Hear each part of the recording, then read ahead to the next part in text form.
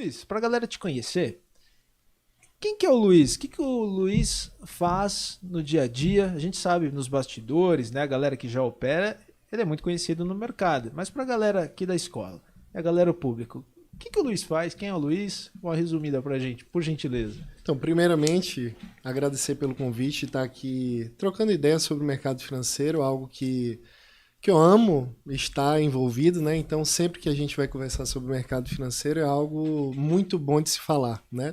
Eu sou trader, diria que hoje eu não posso falar que seria trader só envolvendo gráfico ou mercado financeiro, falando assim, bolsa de valores. Acredito que trader é aquela pessoa que aproveita um risco, né? Ele se arrisca com um determinado valor e procura retornos. Então, basicamente, eu faço isso. Eu procuro boas oportunidades de assimetria, que seria arriscar pouco e buscar ganhar um pouco mais. Ou, em algumas oportunidades, ganhar muito. Comecei operando nas criptomoedas lá em 2016 para 2017, então não segui o caminho convencional de começar na bolsa de valores, né? Comecei nas criptos, depois acabei que não existia conteúdo de criptos na época, era muito pouco, você abria o YouTube, procurava criptomoeda, tinha conteúdo gringo. E como eu não entendia nada no máximo, Good Morning, The Books on the Table, por aí vai, então eu tive que procurar aí conhecimento através de pessoas, de brasileiros, né, e ensinavam, na maioria, Bolsa de Valores. Então eu aprendi sobre Bolsa de Valores meio que para aprender cripto. E aí hoje eu estou envolvido aí com criptomoeda, com o mercado financeiro na Bolsa de Valores. Eu já operei Forex também. Enfim, eu opero tudo que tem risco e pode trazer retorno. Que dá para operar, bota no gráfico e vai. Com certeza. A gente percebe que você tem um sotaque soteropolitano, ou estou errado? Baiano. Baiano? Interior da Bahia. Que lugar da Bahia você é? Jequié, Bahia. Jequié, Bahia? Interior. É muito longe de Salvador? 365 quilômetros, mais ou menos. E você veio a São Paulo, hoje você reside em São Paulo, né? Mas lá da sua terra, a galera conhecia a bolsa, mercado de cripto, você teve que vir a São Paulo para tentar conhecer alguma coisa. Como é que conta um pouquinho disso pra gente? Então, eu era funcionário, eu era concurseiro, na época concursado do Banco do Brasil, era funcionário do Banco do Brasil e estava estudando, me preparando para o concurso de auditor fiscal, porque para mim as oportunidades que existiam, que eu pensava que existiam, né, de aumentar a renda seria estudar para concurso, cada vez um concurso um pouco mais difícil e que me rendesse um pouco mais, um salário um pouco melhor. Então, o meu principal objetivo era, eu fiz a faculdade, eu concluí a faculdade pensando exclusivamente em ensino superior para fazer o concurso de auditor fiscal.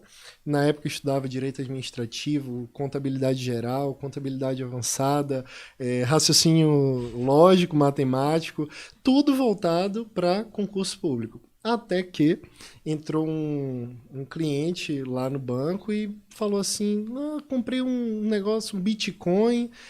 O cara mexia com gado, mas ele falou que tinha comprado Bitcoin. Na época o Bitcoin estava em torno de R$6.000 e que ele tinha ganhado... Saudades. E que ele tinha ganhado aí... Pois é, saudade. Queria, né? A gente sempre tem essa vontade. Mas ele falou que tinha dobrado o valor que ele tinha colocado. Eu falei, rapaz, vou colocar um pezinho na água aí também. Comecei a comprar, no final das contas, só resumindo aqui essa história, eu acabei colocando tudo que eu tinha em Bitcoin na época. Não, pezinho na água, você deu um tudo, ponto, né? Tudo não era muita Cara, coisa foi também, de né? cabeça, Tudo não era muita coisa também, mas coloquei tudo lá, cheguei a fazer, na época eu cheguei a acumular 4.4 bitcoins, comecei com R$16.000, foi tudo que eu tinha era R$16.000. E aí na época esses R$16.000 acabou virando 64 mil, até que a China proibiu o Bitcoin e caiu para 32. Foi quando eu larguei. E poucas horas depois o Bitcoin tinha voltado quase tudo, porque a China tinha liberado de novo a comercialização, mineração, não lembro direito o que exatamente eles tinham proibido. Mas enfim, naquele momento eu olhei para o gráfico e falei assim, rapaz, eu poderia ter realizado uma parte e comprado mais em algum momento para aproveitar, transformar esse capital em um capital ainda maior. Nesse momento foi quando eu comecei a estudar os gráficos, meio que larguei de lado os livros. O único livro que sobrou lá em casa, que eu acabei trazendo para cá na mudança, foi um de contabilidade geral, tá lá em casa, um amarelinho, mas depois disso não estudei mais para concurso, segui estudando para Bolsa de Valores e aí me tornei trader. Cara, que legal.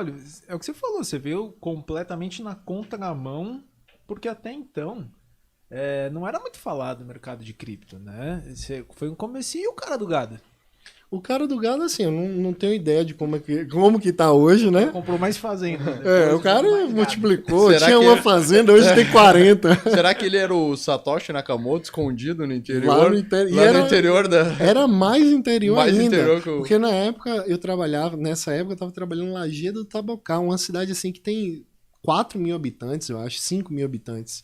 Caraca. E Bitcoin tinha chegado lá. Cara, isso Nessa é época. muito... Destino. É muito...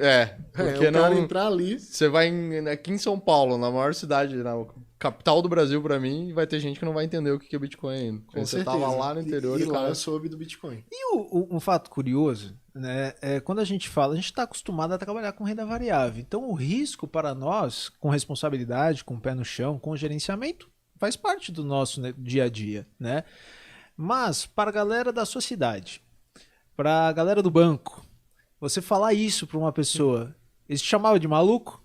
Ou não? Falou, nossa, não sei, como é que era? O ponto de ser chamado de maluco, porque quando eu estava trabalhando nessa agência, acabou que o gerente e o meu colega de trabalho, que era do caixa, eles entraram também no mundo das criptos junto, na mesma época.